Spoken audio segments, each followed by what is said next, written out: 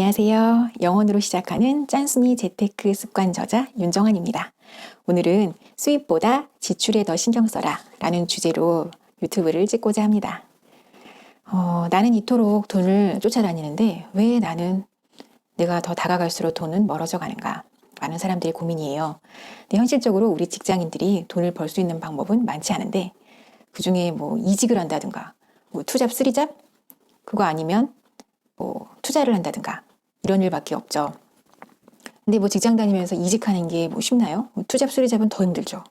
그래서 투자밖에 방법이 없긴 한데 그 투자도 뭐 공부를 해야지 공부 안 하고선 남들 따라가다가는 저축보다 못한 경우도 많잖아요.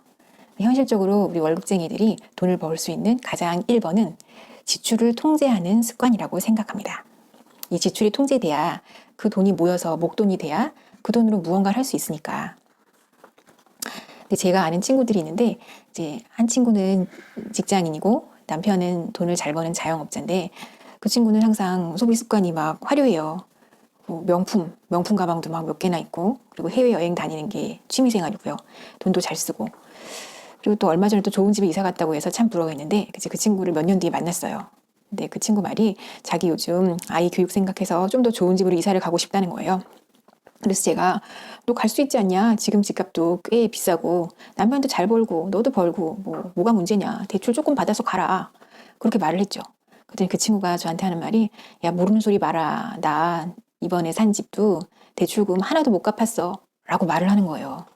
전 그 말을 듣고 너무 놀라웠어요. 왜냐면 그 친구 이사 간 지가 벌써 몇 년은 지났고 그리고 평소 소비 습관을 보니까 외제차에다가 명품 가방에다가 해외여행에다가 하고 싶은 거 다 하고 사는데 어떻게 대출을 하나도 안 갚았다는 게 저로서는 이해가 되지 않더라고요. 근데 그 친구한테는 그거는 꼭 해야 되는 힐링 습관인 거죠. 명품 가방, 뭐 해외여행 이런 거. 그 친구가 대출금을 갚았을 거라고 생각 못 해요. 아직까지도. 그리고 또 한 친구는 전업주부인데 전업주부 스트레스 많잖아요. 제가 휴직해 보니까 알겠더라고요. 전업주부들 스트레스를. 그 친구 전업주부인데 아이들이 이제 학교 가고 나면 이제 쉬고 싶은 거죠. 하루 종일 육아랑 가사노동에 찌들다 보니까. 그래서 집 앞에 커피숍에 가서 커피 한 잔과 케이크, 뭐 파니니 이런 게 먹는 게 자기의 유일한 힐링이래요. 그래서 되게 소박하게 얘기하더라고요. 근데 생각해보세요. 커피 한 잔, 뭐 싸봤자 4,000원? 조금 더 싸면 뭐 3,000원 얼마? 커피 한 잔 4,000원에다가 케이크 또한 4,000원 하지 않아요? 그것도 싼 거지. 뭐 5,500원 막 이러던데 얼마 전에 스타벅스 보니까. 대충 하루에 한 8,000원, 10,000원 쓴다고 하면 이 친구는 매일매일 가거든요. 한 달에 20일을 가는 거죠. 주말 빼고. 그러면 벌써 20만 원 정도가 매달 나가는 이 친구의 고정 지출이 되는 거예요. 그래서 전 그 얘기를 들으면서 이해가 안 됐죠. 어떻게 커피숍을 그렇게 매일매일 개근을 하는지.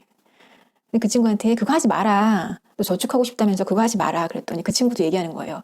나의 유일한 낙이다. 그것마저 없으면 내가 무슨 낙으로 사냐. 그래서 참 그런 걸 보니까 안타깝더라고요. 이렇게 말하는 저는 그러면 뭐 완벽한 소비 습관을 가지고 있을까요? 그렇지 않아요. 많이 반성하고 고쳐나가는 중인데 저의 경험을 이제 쓴 거죠. 책에는. 그러면서 제가 재테크를 하고 돈을 번 내용을 쓴 건데 제가 잘못된 소비 습관 중에 또 여러 가지가 있지만 그중에 또 한 가지를 말씀드리자면 저는 하나에 꽂히면 끝장을 보는 스타일이에요. 그래서 휴직했을 때 아이가 어렸을 때 휴직했을 때 저는 그 네이버 카페 중에 구매 대행하는 그 카페가 있더라고요. 쇼지라고 무슨 지름신이라는 카페예요. 그 카페를 이제 만난 다음에 제가 완전히 그냥 미친 거죠. 그 카페에 맨날 그거만 보는 거예요. 괜찮은 가격에 물건이 뭐가 나오나 맨날. 그게 낙이었어요. 근데 거기서 제가 처음 알았던 게 구매 대행해주는 구대 언니라는 직업이 있는 거예요.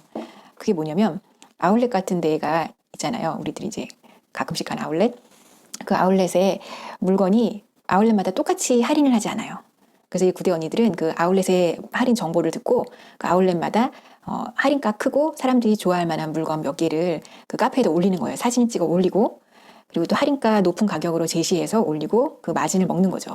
그리고 또 다른 아울렛에서 또 세일을 한다. 그럼 거기로 가가지고 거기서 또 사진 찍고 올리고. 근데 이게 되게 쏠쏠한 게 반품은 절대 받지 않아요. 그리고 뭐 실물을 볼 수도 없고 그냥 사진만 찍고 본인이 착용한 사진을 찍은 것도 아니고 마네킹 사진을 올리고 그러거든요. 근데 처음에 봤는데 가격이 3가지가 나오는 거예요. 그래서 그래 하나는 물건 가격이고 하나는 택배비 같은데 하나의 가격이 아무래도 모르겠는 거예요. 근데 가만 보니까 물건 가격에 10% 가격이 제시돼 있더라고요. 그래서 제가 며칠을 고민했어요. 이게 도대체 무슨 암호냐. 고민을 했는데 봤더니 그게 바로 구매 대행 비용인데, 구매 대행 비용이란 무엇이냐면 그 할인된 물건 가격의 10%를 구매 대행비로 본인이 먹는 거죠. 그만큼. 가만히 보니까 정말 너무 좋은 직업이에요. 반품도 없지, 실물 착용하는 것도 없지, 그리고 본인이 물건을 사고 있는 것도 아니니까 뭐 재고도 없지. 참 좋은 직업이다 싶어서 막 솔깃했어요, 한동안. 그래서 저는 옷이랑 신발을 너무 좋아하거든요. 그래서 제가 거기서 외투랑 신발 몇 개를 막 사다가 여러 개를 실패했죠. 특히 신발 같은 경우는 저는 자신이 있었어요. 제 발은 딱 235 정 사이즈의 칼발이라 웬만한 건 다 맞거든요. 그래서 신발을 몇 개를 샀는데 그게 다 사진빨이더라고요. 그리고 제 정 사이즈인데도 불구하고 신발이 잘 맞지 않아서 못 신게 된 신발이 몇 켤레 있었어요. 그리고 외투도 저는 제가 사이즈가 딱 표준이니까 웬만하면 맞을 줄 알았는데 사이즈는 맞는데 입어보니까 막 엄청 부한 외투인 거예요. 마네킹 입었을 때는 날씬한데 뭐 제가 살이 있어서 그런지 모르겠지만 막 부해 보이는 거예요.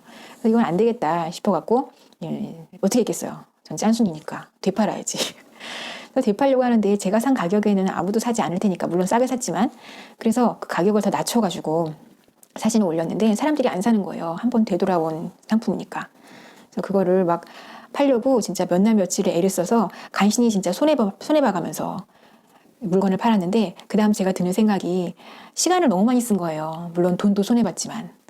그래서 제가 그때 크게 반성을 하고 그 카페를 탈퇴함으로써 저의 새는 구멍 중 하나를 막을 수 있었어요. 그래서 제가 드리고 싶은 말씀은, 돈 모으기 제일 쉬운 방법은 뭐라고 생각하세요? 그거는 쓰지 않는 거예요. 돈 모으기 제일 쉬운 방법. 근데 쓸 때 안 쓸 때를 가려야지, 써야 될 때도 안 쓰는 게 문제죠. 써야 될 때는 쓰고 쓰지 말아야 될 때를 알아야 되는데, 그러려면 자기 자신을 잘 알아야 되더라고요. 제가 이제 이번에 책을 쓰고 하면서 스스로를 참 많이 돌아보고 있는데, 생각해보니 자기 자신 파악하는 게 모든 거의 열쇠더라고요. 그래서 여러분들도 나의 소비 습관을 객관적으로 인식하고 내가 꼭 써야 될 것과 쓰지 말아야 될 것을 잘 구별해서, 쓰지 말아야 될 것은 최대한 안 쓰는 게 돈 모으는 1번 지름길이라고 생각합니다. 일단 종잣돈이 모여야 그 돈으로 무언가 더 크게 할 수 있는 이 기회가 되는 거거든요. 그러려면 자기 자신을 잘 파악해서 쓰지 말아야 될 때는 철저하게 쓰지 않는 소비 습관을 가져서 종잣돈을 빨리 만들길 바랍니다. 이번 주에 제 책이 나와서 참 기대되는데요. 참 사례 중심으로 재밌는 이야기를 많이 담았으니 많이 구매해 주세요. 감사합니다.